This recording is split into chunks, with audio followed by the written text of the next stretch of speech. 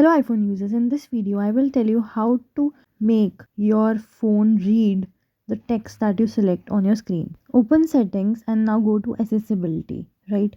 Once you reach there, you have to tap on spoken content. Here, the first option is speak selection. It means this feature will help you to read the selected text on your screen. Now, there is speak screen also. I'll tell you later how to use that. But now you can highlight the content as well of the selected content. So you can switch it on. You can choose whether words and sentences all are selected. You can choose whether words or sentences or both will be highlighted, right? To highlight, you can make sure that it is either underlined or has a background color. You can select, and whichever will have the blue tick is the selected one, right? You go back and you see option of Speak selection, voices. read selected content. Now here you can select the pace of the Hello, my name is Kate. speaking I am a and British English also voice. select the language or the tone you require. Hello, my name is Kate. I am a British English voice.